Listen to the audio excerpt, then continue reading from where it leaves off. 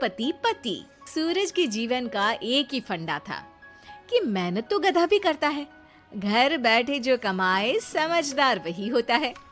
इसीलिए उसने कभी नौकरी ही नहीं ढूंढी। इस बात से हालांकि उसकी पत्नी शिखा बिल्कुल भी अग्री नहीं करती थी, पर फिर भी सूरज को समझाना बेकार था।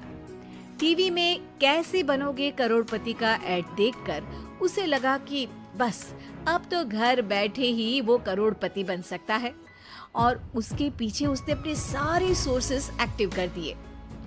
2 हफ्ते में उसके कलीग के साले के पड़ोसी के बेटे का सोर्स निकलता है जो कि उसे शो में पहुंचा सकता है, और सूरज उससे मिलने चला जाता है।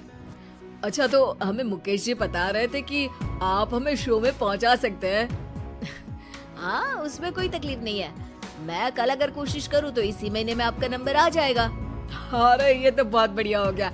अच्छा, वो सिलेबस और क्वेश्चन पेपर का कोई जुगाड़ है क्या?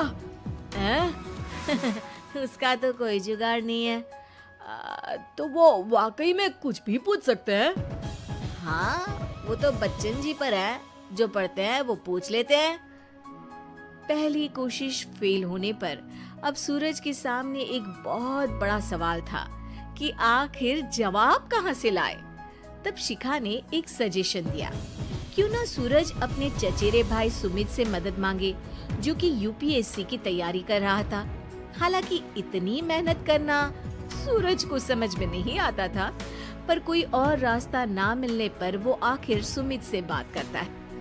अरे सुमित, हमारा कैसे बनोगे करोड़पति के लिए सिलेक्शन होने वाला है।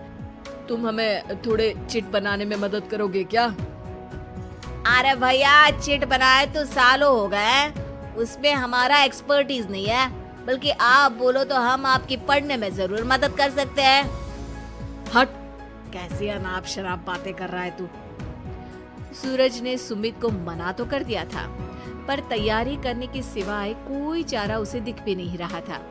खासकर जब 12 के पेपर लीक करने के एक्सपर्ट शुक्ला जो भी हाथ जोड़ लेते हैं। आखिर सूरज को सुमित के पास जाना ही पड़ा, और उसने सुमित और शिखा से वादा किया कि वो बहुत मेहनत करेगा। 1 महीने की तैयारी के बाद फाइनल हुआ कि शो से 1 हफ्ते ट्रायल खेला जाएगा, जहां पर सारे रिश्तेदार ऑडियंस की जगह पर होंगे और शिखा सवाल पूछेगी। दूर दराज से भी रिश्तेदार आकर हाजिर हो गए देखने कि आखिर कैसे बनेगा सुमित करोड़पति। सब कुछ सेट था, और इतने में सूरज आकर अपना स्पीच देता है।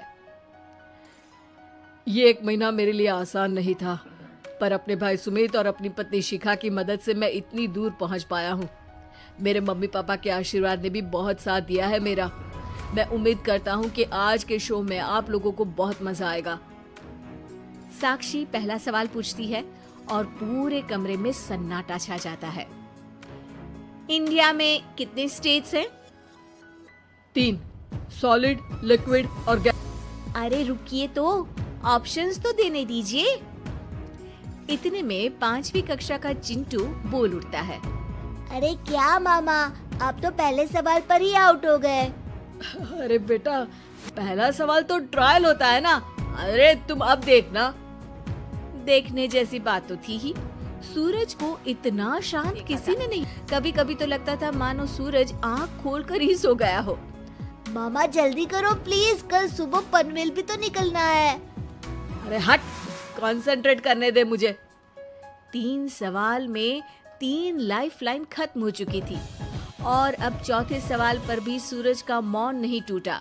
पर सूरज अभी भी हार मानने को तैयार नहीं था।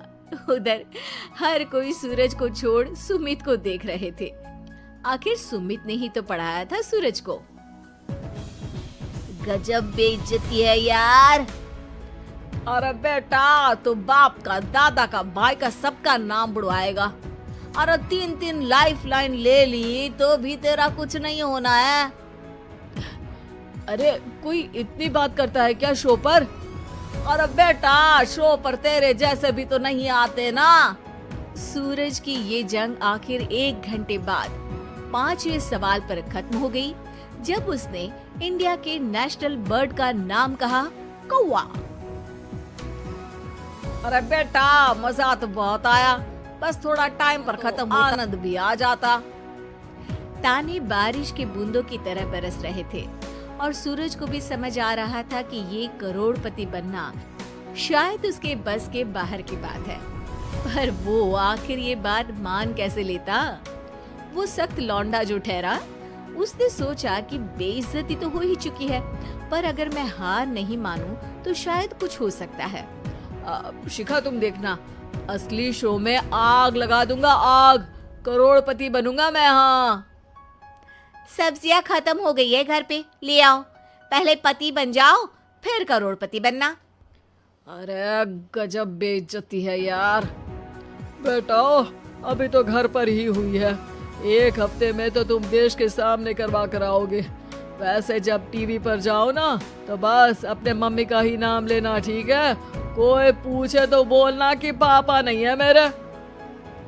अरे पढ़ाई की, पेपर निकलवाए, इतने सारे लोगों को खाना खिलवाया, क्या फर्क पड़ा? इसीलिए मैं कहता हूँ कि मेहनत तो गधा भी करता है, घर बैठे जो कमाए वही सिकंदर। लेकिन मामा, गधे भी जानते हैं कि हमारा राष्ट्रीय पक्षी मोर है।